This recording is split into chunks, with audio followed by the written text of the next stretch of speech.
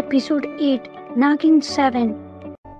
पूर्वी उसे पूरे भरोसे और यकीन के साथ गले लगाई हुई थी। उसे अचानक से चाकू का वार महसूस होता है अपने पेट पर। पूर्वी धीरे से अपना सर उठाकर आर्यमन की आंखों में देखती है जो मुस्कुरा रहा होता है।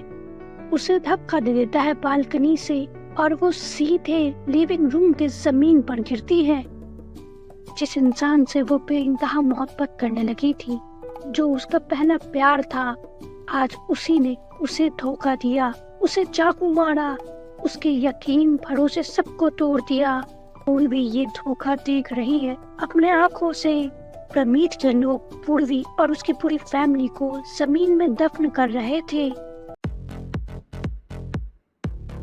हेलो, खुशामदीद, welcome back to my YouTube channel daydreamers dream. Let's continue the story. उस रात आंधी तूफान के साथ जोरदार बारिश हो रही थी। ऐसा लग रहा था कि कयामत की रात है ये। आसमान भी रो रहा है इस दरिंदगी को देख, अपनी महानागरानी की मौत को देख। प्रमीत अपनी फैमिली को लेकर गाड़ी में न्यूज चैनल के ऑफिस जा रहा था। रवीश कहता है रास्ते में, डैड, आपने हमें पहले क्यों नहीं ये सब बताया था? अरे बेटी, मुझे तुम लोगों पर 100% यकीन था। बस आर्यमन पर थोड़ा डाउट था कि वो कैसे रिएक्ट करेगा, पर सब अच्छा हुआ। प्रमीत अपने भाई और अपने दोस्तों की फैमिली के साथ न्यूज चैनल के बेसमेंट में पहुंचता है। उन लोगों को ड्रैगन से रूबरू कराता है। ये देखो, ये हमारा ड्रैगन है। भरणी मंदिर में महादेव को जागरूक करने की कोशिश करती है, उन्हें मनाने की कोशिश करती है। महादेव, वो आपकी महानागिन है। आज वो पूरी नागिन बनने वाली थी। आज उनका अंत नहीं हो सकता। कुछ कीजिए महादेव, आपको जिंदा करना पड़ेगा, उन्हें करना पड़ेगा जिंदा। महादेव भरणी मंदिर में खड़े होकर अपने भगवान महादेव से अपनी महानागरानी की जिंदगी मांग रही है। पूर्वी अपनी आंखें खोलती है जब प्रमीत के आदमी उसे जंगल में दफन कर रहे होते हैं। ए, इस लड़की ने आंखें खोली। अबे पागल है क्या? इस बार इसमें तेरा दिमाग हिल गया है क्या? चल जल्दी काम खत्म कर, हमें आरडीएक्स पहुंचाने के लिए वहाँ कुंभ में भी जाना है। जल्दी निकल, इसे यहीं पे छोड़कर। महादेव के आशीर्वाद की वजह से पूर्वी नागिन बनकर उस जमीन के अंदर से बाहर निकलती है। गोल्डन कलर का ड्रेस पहनकर, हाथों और पैरों में सांप बना हुआ ब्रेसलेट, माथे पर टीका, पूरी तरीके से महानागिन बनकर जिसका इंतजार था। उसके बदन पर लगा हुआ कीचड़ वो बारिश धुल देती है। पूर्वी बेहद खूबसूरत बन चुकी है। पहली वाली पूर्वी नहीं रही है अब। सब्सक्राइब करें, लाइक करें और कमेंट करके बताएं ये कहानी आपको कैसी लग रही है। जो देखेगा उसे, वो उसके प्यार में पड़ जाएगा। पूर्वी कुंभ में जाती है प्रमीत के भेजे हुए आदमियों को खोजने के लिए, जो वहाँ पर धमाका करने गए हुए हैं। हे लड़की, क्या हमारे साथ चलोगी? पूर्वी को देखकर जो सुनसान से जगह पर अकेली खड़ी है, उसकी खूबसूरती को देखकर कहता है, हाँ जरूर। गुंडों को लगता है ये तो उनका चांस ही लग गया है। इतनी खूबसूरत सी लड़की उनके साथ जाने के लिए मान गई है। वो उन पांचों के करीब आती है। तो तुम्हारा नाम क्या है? मेरा नाम अनंता है, नागिन हूँ मैं। सारे गुंडे हंसने लगते हैं एक साथ। क्या बकवास कर रही हो? चढ़ाई हुई है क्या तुमने? पूर्वी खुद को अपने असली नाम से पुकारती है, अनंता। अब से मैं भी इस कहानी में अनंता ही कहूंगी पूर्वी को, उसके रियल नाम से। अनंता अपने कमर के नीचे के बदन के हिस्से को सांप के रूप में बदल देती है, जिसे देख वो पांचों गुंडे घबरा से जाते हैं। उन लोगों का मुंह खुला का खुला रह जाता है। अनंता की हाइट ऊंची होने लग जाती है उसकी पूंछ की वजह से। सारे गुंडे उसे अपने गर्दन उठा कर देख रहे हैं, जिनके चेहरे पर की हवाइयां उड़ चुकी हैं। ना नर, ना नारी, ना जानवर, ना इंसान, ना राक्षस, ना भगवान, पर भगवान की सबसे बड़ी भक्त शेष नागिन हूँ मैं, अनंत कुल की नागिन। ये बोलते ही अपने पूंछ से हर एक गुंडे को उठा उठा कर पटकती है जमीन पर। वो इधर उधर जोरों से पटकती है। सब चिल्ला रहे होते हैं, हमें बख्श दो, हमें माफ कर दो, तुम लोगों ने मेरे देश के साथ गद्दारी करने की कोशिश की है, तुम्हें मैं कैसे छोड़ूंगी। अनंता उनमें से एक गुंडे का फोन जमीन पर गिरा पड़ा होता है, उसे उठाती है, जिस पर बलजीत का कॉल आ रहा होता है। वो उसके गुंडे की आवाज में बात करती है बलजीत से। बलजीत उस वक्त अपनी फैमिली के साथ न्यूज चैनल के बेसमेंट में खड़ा है, ड्रैगन को देखते हुए। आरडीएक्स लगा दिया तुम लोगों ने? नहीं, सब पानी में गिर गया, ड्राइवर पिए हुआ था, तुम लोगों को तो मैं छोड़ूंगा नहीं, एक बार इधर आजा, तुझे तो मैं ही मारूंगा। फोन कट करने से पहले गुस्से में कहता है। अनंता हंसती है ये लाइन सुनकर बलजीत की। भाई साहब, पूरा आरडीएक्स पानी में बह गया, कुछ नहीं रहा, सब बर्बाद हो गया है। गुस्से में रेलिंग पर हाथ पटकते हुए बलजीत कहता है। प्रमीत गुरूर के साथ ड्रैगन की तरफ देखते हुए कहता है, तो अब प्लान बी की बारी है। ये सुनकर उसकी पूरी फैमिली और दोस्त सब ही उस ड्रैगन को देख रहे हैं, गुरूर और एक अलग ही किस्म की मुस्कुराहट के साथ जो उनके चेहरे पर है। उसे सब देख रहे हैं और वो खूंखार आवाजें निकाल रहा है। उस बेसमेंट से वो निकलता है, पत्थरों को तोड़ते हुए, उड़ता हुआ वो आसमानों से महाकुंभ पहुंचता है, अपने मुंह से आग उगलते हुए, घर मकान पंडालों पर अपना कहर बरसाते हुए। लोग इधर उधर भाग रहे हैं अपनी जान बचाने के लिए। ये तबाही का मंजर था, चारों तरफ तबाही मची हुई है महाकुंभ में। तभी उसी वक्त अनंत कुल की महानागिन अनंता गंगा नदी के उस तट पर पहुंचती है। महाकुंभ के मेले में ड्रैगन और उसके बीच आंखें मिलती है। ड्रैगन उसकी तरफ बढ़ता है, आग उगलता हुआ उस पर अटैक करने के लिए। अनंता नागिन का रूप लेकर हाथों में त्रिशूल लिए हुए उसकी तरफ बढ़ती है, उसके हर वार को नाकाम करने के लिए।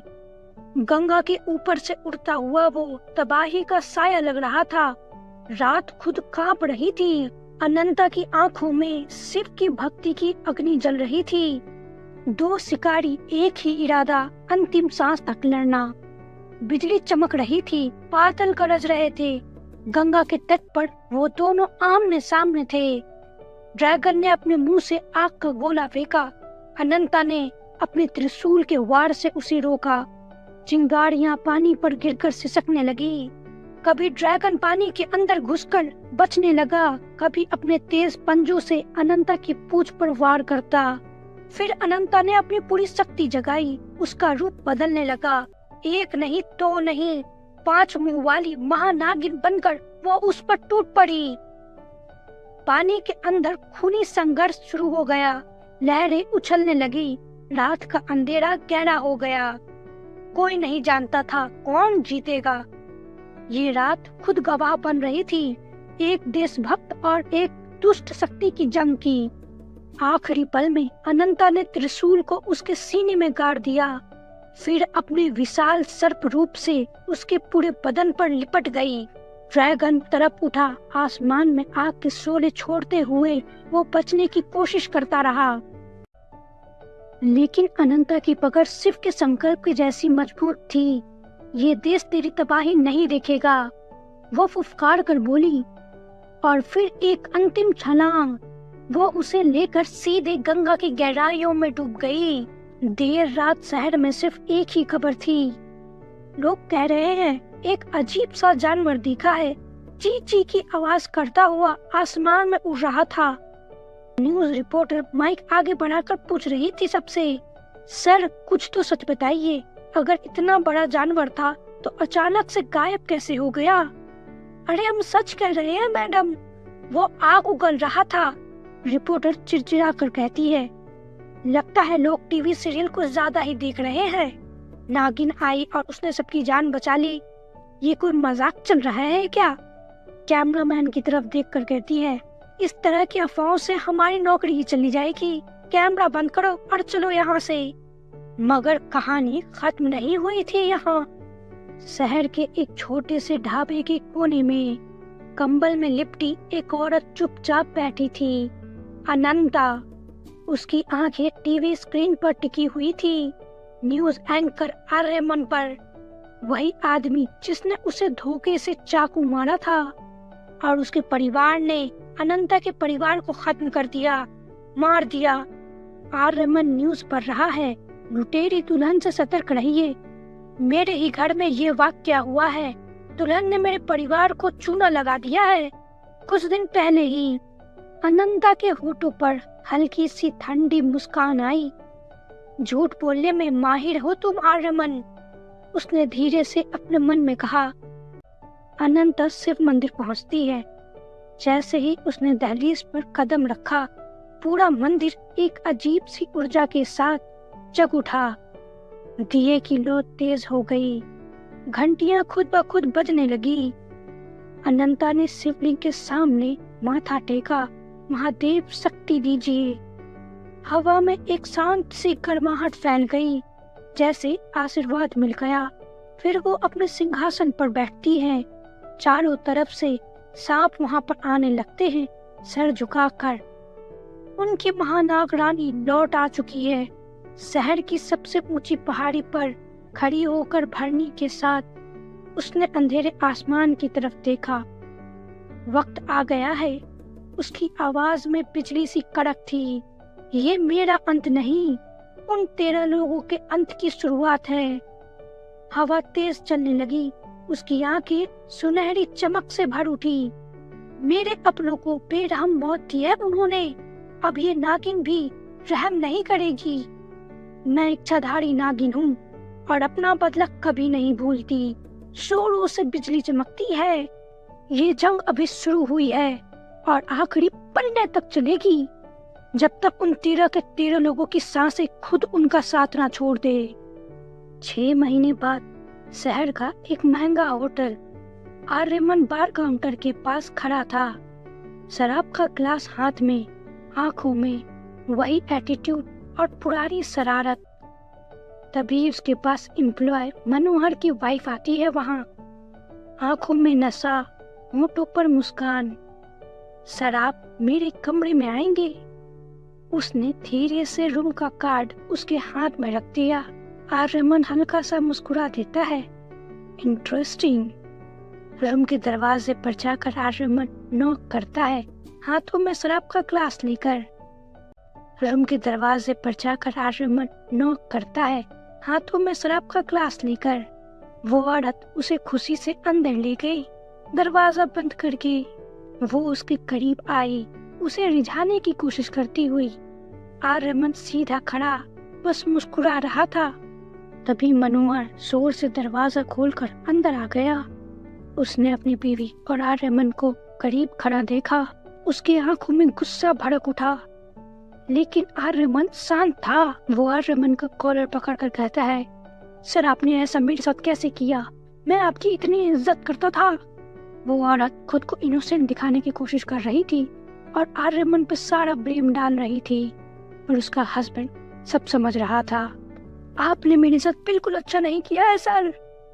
वह टूट चुका था। मैं ये जॉब छोड़ता हूँ। गुस्से में वो कमरे से बाहर चला जाता है और उसकी वाइफ उसके पीछे पीछे उसे मनाने के लिए। आर्यमन मुस्कुराते हुए वहाँ के सोफे पर बैठ जाता है।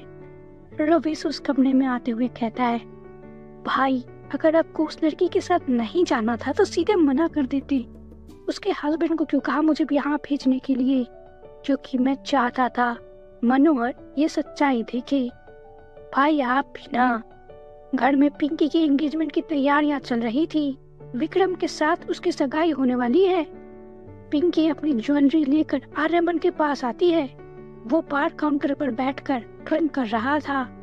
भाई इनमें से कौन सूट करेगा मुझ पर? प्लीज जल्दी बताओ, मुझे समझ नहीं आ रहा। आर्यमन ने मुस्कुरा कर कहा, तू जो भी पहनेगी प्यारी ही लगेगी। विक्रम से पूछ लेना। अरे भाई आपके दोस्त को कुछ नहीं पता, आप बताओ ना। तभी अचानक से पिंकी की एक फ्रेंड उसे पीछे से आकर गले से लगा लेती है। कांग्रेचुलेशन पिंकी। और उसकी नजर आर्यमन पर पड़ती है। सुनना, अपने भाई के साथ मेरी सेटिंग कराना। पिंकी जल्दी से उसे खींचकर साइड ले जाती है। पागल है क्या? भाई अभी डेटिंग मोड में नहीं है। अभी भी अपनी एक्स की याद में है। बस आर्यमन ये बोलते हुए अचानक से खड़ा हो गया। ऐसा कुछ नहीं है, मुझे उसके बारे में कुछ भी नहीं याद है। मैं उसे भूल चुका हूँ। पर उसकी आंखों की जलन कुछ और ही कह रही थी। रात को परमीत अर्जुन, करण और रफीस को कमरे में बुलाता है जहाँ पर बलजीत पहले से मौजूद है। हमारे पास जितने भी एसेट्स हैं सब बेच दो, सबसे महंगी कीमत पर। उसकी आवाज में अर्जेंसी थी। जल्द ही हम इस देश को छोड़कर अपने देश चंगिस्तान वापस जाएंगे। उसी वक्त बलजीत के फोन पर ऋषभ का मैसेज आता है। भाई साहब, हमें इंडस्ट्रियल एरिया के पीछे बुला रहा है ऋषभ। ये शादी के बीच इतनी इमरजेंसी में क्यों उसने हमें बुलाया है? चलो देखते हैं। रात का समय, समुंदर का किनारा, पानी में मगरमच्छ उछल रहे थे। बीच में लकड़ी का पतला सा रास्ता जो समुंदर को 2 हिस्सों में बांट रहा था। वहाँ ऋषभ और समीर भी आ गए। तुमने हमें क्यों बुलाया है? नहीं, तुम लोगों ने हमें बुलाया है। इसका मतलब हमने एक दूसरे को यहाँ पर नहीं बुलाया। हमारा फोन हैक करके हमें यहाँ पर बुलाया गया है। दूर से एक जहाज अंधेरे को चीरकर आया। सबकी नजरें उस पर टिक गई। उसमें से उतरकर आया चंगिस्तान का बादशाह बहरोन। 2 आदमी उसके साथ में थे। वो मगरमच्छों के पास झुक कर बोला, मेरे बच्चों, भूख लगी है तुम्हें? उसका एक आदमी डरकर धीरे से बोलता है, सरदार, इनका पेट कभी नहीं भरता, चाहे इन्हें कुछ भी खिला दे। बहरोन का चेहरा लाल हो गया। उसने उसी आदमी को पकड़ सीधा मगरमच्छों के बीच फेंक दिया। चीख भी पूरी नहीं हुई, मगरमच्छ उसे चीर फाड़ कर खा गए। चारों दोस्तों की हालत खराब हो गई। ये देखकर बहरोन हंस पड़ा। अब भरेगा ना मेरे बच्चों का पेट? वो नायाब हीरा तुम लोगों को मिला? हम लोग वो नायाब हीरा ढूंढ रहे हैं सरदार। ऋषभ हकलाते हुए बोला, 24 साल से ढूंढ रहे हो? बहरोन की आवाज बिजली की तरह गरजी। अब मेरे लिए नहीं, अपने लिए ढूंढो, वरना मेरे बच्चे अभी भी भूखे हैं। वो अपने हाथों से मगरमच्छों को और खाना खिलाते हुए बोलता है, भारत सांपों और सपेरों का देश है, नागमणि का देश। उसकी आंखें तीखी हो गई। तुम्हारे पास 10 दिन हैं, सिर्फ 10 दिन, नागमणि ढूंढ लो। हवा तेज चलने लगी। समुंदर की लहरों ने जैसे उस फरमान को याद कर लिया। बहरोन वापस जहाज पर चढ़ गया। अंधेरे में सिर्फ वो चारों दोस्त वहाँ पर खड़े थे। ये कहानी यहीं खत्म होती है। आप इसे कलर्स टीवी और ऑनलाइन भी देख सकते हैं। तब तक के लिए हमारे चैनल को सब्सक्राइब करें, लाइक करें और कमेंट करके बताएं आपको कैसा लगा। Thank you so much.